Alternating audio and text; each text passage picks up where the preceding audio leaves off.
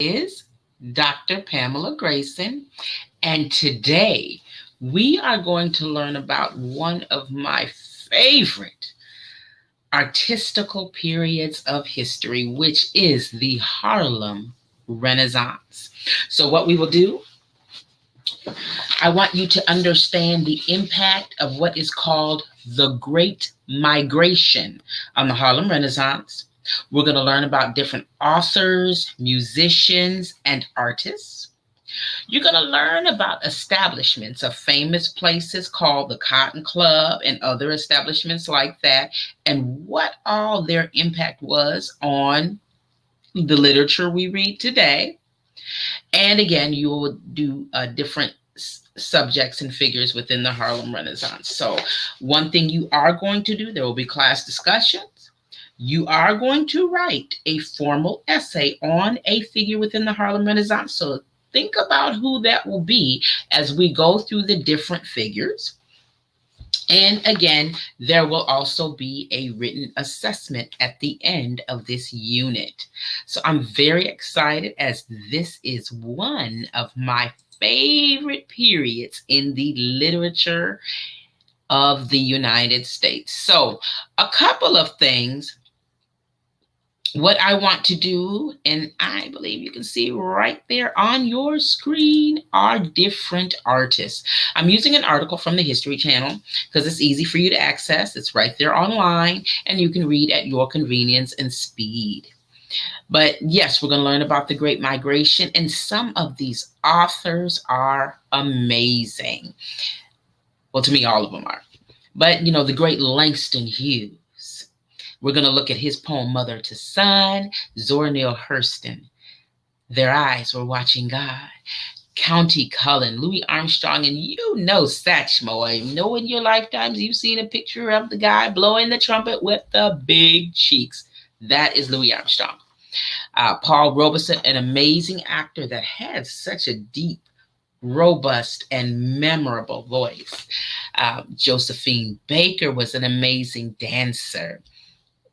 Just to name a few of these individuals that came to us through the Harlem Renaissance. Now, initially I've said we're going to talk about the Great Migration. So I'm going to summarize this for you, and you'll read this on your own to go ahead and get more in depth into it.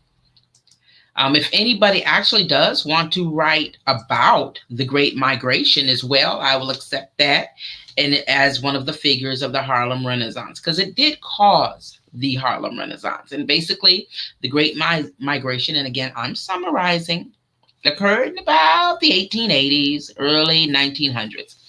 And so basically is where you had a migration, and we all know what a migration is, basically where you have a movement of an entire, I would say species, because that's usually what we see doing it. Our birds, they migrate during the summer and during the spring and the fall. But basically is when you have that large group that moves in the same direction. So what happened is you had a large group of Black Americans that moved in the same direction up north for better opportunities, better living, better jobs, better schools. The hope was to gain a better life in this country in which we should all have access to that. That was great.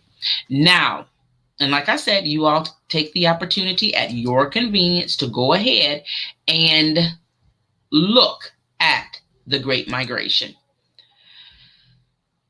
Long story short, you've had some amazing individuals that after the Great Migration, they would meet there in New York during the Harlem Renaissance. And one good movie I would recommend, well, it's Marshall, and it's the movie in which Chadwick Boseman plays Marshall.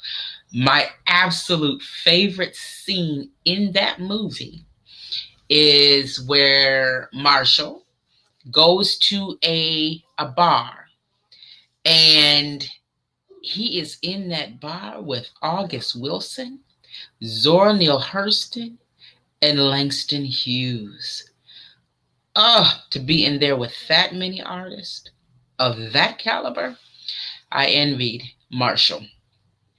But just to show you the power of these people, these are artists that saw what was going on. And as with any artist that uses the English language, they tell their story. And so they told the stories of what they saw then. Now, it's still being done today. The very rap music that a lot of us choose to listen to, yes, that music is telling the author's story. And that's it. And sometimes the story contains language that we really may not consider mainstream, but nonetheless, it is their right to tell their story how they need to and in their environment. And that's what was done here. So, like I said, one of the works we're going to look at is Langston Hughes.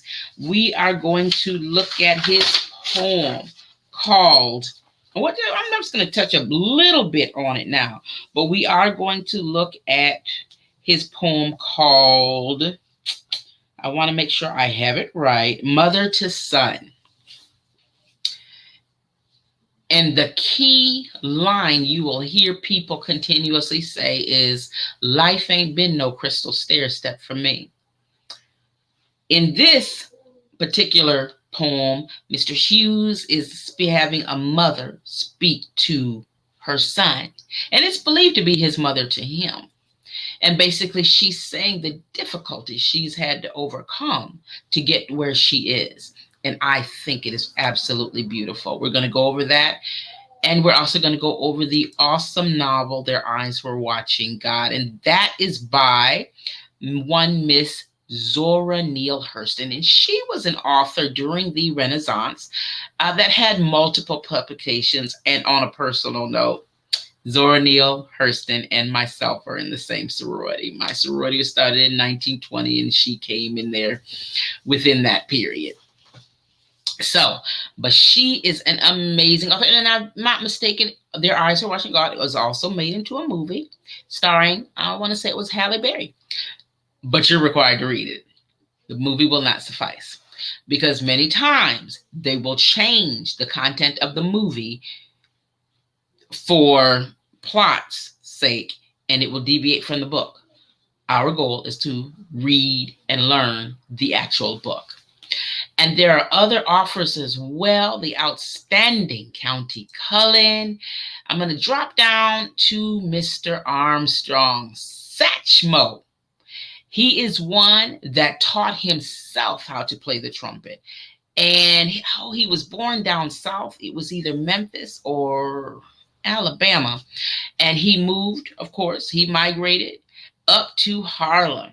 And he was one that was in the clubs and playing as well.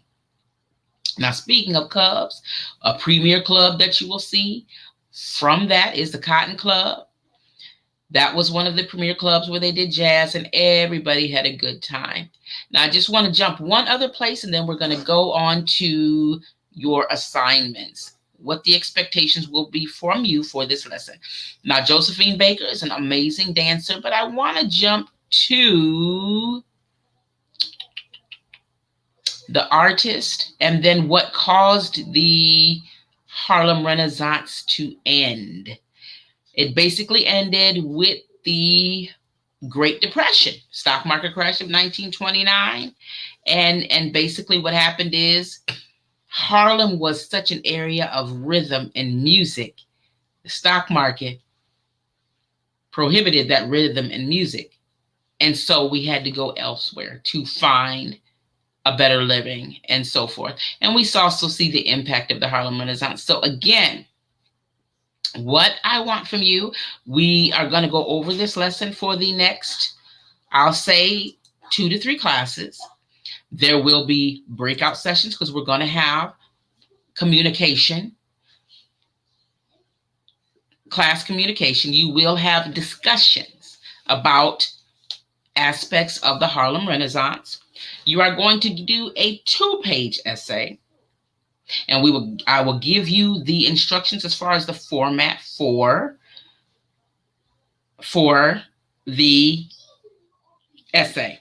And again, it's the figure of your choice. And I will throw in there, you can also write about how the Renaissance started with the Great Migration and also how it ended with the Great Depression. There will also be other writing assignments. And again, like I said, periodic verbal quizzes. There will be an oral quiz here or there, as well as written quizzes and a written evaluation. So if you have any questions, please email me, and I will see you all at our next class. You all have a wonderful day.